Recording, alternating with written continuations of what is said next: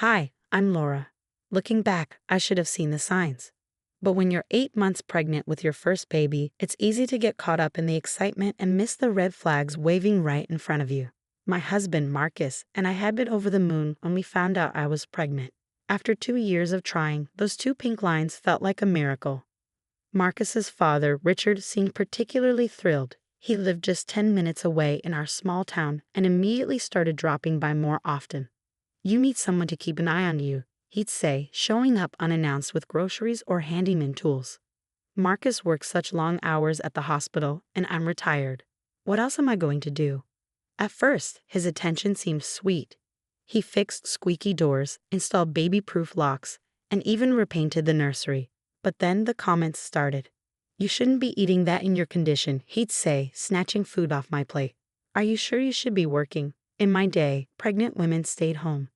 This despite my doctor encouraging me to continue remote work as long as I felt comfortable. "Marcus says you've been complaining about back pain," he'd add. "You're probably not getting enough exercise." When I tried to stand up for myself, Richard would laugh it off. "Oh, pregnancy hormones. You're so sensitive these days." Marcus always intervened when I told him about these incidents, but Richard brushed it off as jokes or concern. "Dad means well," Marcus would say. "He's just old school." Then came the emergency. With just 2 weeks until my due date, Marcus was called to assist with a critical surgery at another hospital 4 hours away. It was a 3-day assignment. "I don't want to leave you," he fretted, pacing the bedroom while packing. "What if you go into labor early?" "I'll be fine," I'd assured him, though my heart was racing. "Your dad's just down the road, remember." When Marcus called his father to ask him to be on standby, Richard's voice boomed through the speakerphone. "Of course. Don't worry about a thing, son. Laura and the baby are in good hands." That evening, as Marcus's car disappeared down the driveway, I noticed Richard standing in his front yard across the street, waving goodbye. He caught my eye and smiled, but something about that smile made my skin crawl. And that's how I ended up experiencing the most terrifying night of my life. The contractions started at midnight. At first I told myself they were just Braxton Hicks, but by 2 a.m., I knew this was the real thing. They were coming every 7 minutes. "Richard, it's Laura," I said, my voice shaking as I made the first call. "I think I'm in labor." "What?" "It's the middle of the night. Are you sure?" "Yes, I'm sure. The contractions are getting stronger. I need to go to the hospital." "Give it another hour. First-time mothers always panic. I'll come check on you then." An hour later, I was on my hands and knees, breathing through contractions that were now 5 minutes apart. I called again. "Richard, please, I need to go now." All right, let me just finish something up. I'll be there soon." 3 more calls. 3 more promises. By 4 a.m., I was crying, hunched over the bathtub. The contractions were coming every 3 minutes, and I could barely speak through them. That's when I heard it, Richard's voice, clear as day through the open bathroom window. "No, I'm not busy," he said, talking on the phone. "Just enjoying my morning coffee. Beautiful sunrise coming up." My blood turned to ice. He was just sitting there, watching the sunrise while I was in labor. "Richard," I screamed through the window. "I can hear you. Please help me." The footsteps on his deck stopped. A door slammed shut. The next 2 hours blurred together, contractions that felt like they were tearing me apart, crawling from room to room in agony, desperate for relief. I called 911, only to be told all ambulances were responding to a major highway pileup. At 6:30 a.m., the overwhelming urge to push hit me. Alone, terrified, and on my bathroom floor when I heard someone pounding on my front door. I thought I was imagining it. "Laura, are you okay?" I heard screaming. It was Julie, my next-door neighbor, just about to head out for her morning run. "Help. I'm in labor," I managed to cry out. Julie sprang into action. With quick thinking and a frantic call to her sister, who was a nurse, she helped me deliver my daughter right there on my bathroom floor. A perfect, screaming 7-pound, 6-ounce baby girl. As Julie wrapped the baby in clean towels, I could still hear movement from Richard's house. The unmistakable sound of his car starting and the garage door opening. "Looks like your father-in-law's heading out for the day," Julie muttered, her voice tight with anger. Funny though, I could have sworn I saw him on his deck hours ago when I was letting my dog out. I looked down at my daughter's face, then back at Julie. Julie, could you check your security cameras from last night? I need to know exactly when he was outside. Her expression hardened. Oh, honey, I'll do better than that. I'll download every second of footage from the past 12 hours. Something tells me Marcus needs to see this. Even as my body shook from exhaustion and pain, my mind was clear. Richard had no idea, but he just made the biggest mistake of his life. The next 2 days in the hospital were grueling. Complications from the unassisted delivery, a fever from infection, stitches for tears, and blood pressure that refused to stabilize, left me feeling battered. But through it all, I clutched my phone, waiting for Marcus to return my calls. When he finally burst into my hospital room, his face was ghost white. Dad said he didn't know, Marcus stammered. He swears he was sleeping with earplugs and didn't hear his phone. Baby, I'm so sorry. He's lying. Julie stepped forward from the corner, where she'd been waiting quietly. She pulled out her tablet and set it on the table. I have proof.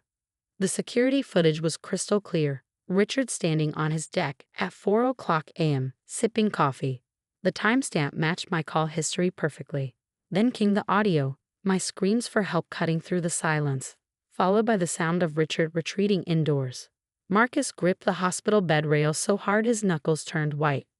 There's more, he said grimly. When I called him from the road, he said he checked on you at 7:00 a.m. and that you were sleeping peacefully. He claimed you must have had the baby right after that. I have footage of that too, Julie said. His car leaving at 7:15. He never came to check. He just left. That's when my sister Sarah burst into the room, her face flushed with anger. You won't believe what this bastard posted on Facebook during all this, she exclaimed, holding up her phone. At 4:37 a.m., Richard had written, nothing better than a peaceful morning watching the sunrise. Some people just don't appreciate the quiet moments in life. Then, at 6:15 a.m., young people these days are so dramatic about everything. Back in my day, we handled things without all the fuss. Marcus staggered into a chair, his head in his hands. I don't understand. Why would he? Because he's always been like this. The voice came from the doorway. It was Linda, Marcus's aunt, her eyes brimming with tears. When your mother was dying, he did the same thing.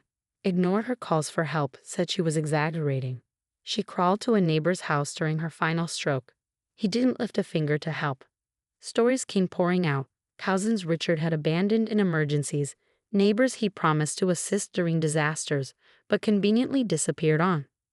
A lifetime of casual cruelty, all hidden behind excuses and dismissive jokes. Linda's voice was soft but resolute. This time, he went too far. Marcus stood, his face set like stone. Julie, can you send me all that footage? Sarah, screenshot every one of those posts. Mom's side of the family deserves to know the truth too. I watched my husband transform in that moment. The confused son was gone. In his place stood a protective father, determined to shield his family from a man who had nearly cost us everything. He could have killed you both, Marcus whispered, holding our daughter's tiny hand. He won't get away with it this time. I promise. And he was right. While I recovered in the hospital, Julie wasn't the only one gathering evidence. Richard's reckoning was just beginning. The charges caught Richard completely off guard. He was serving coffee after Sunday service when the papers were delivered in front of the entire congregation. Endangerment of a vulnerable adult in medical distress. Under state law, my pregnancy and the circumstances of the labor made me eligible for protection. This is ridiculous. She's making it all up.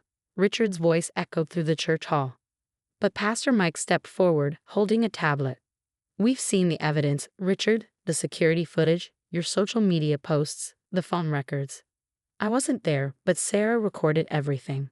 She captured the moment Richard's face crumpled as Pastor Mike played Julie's security footage on the church's big screen.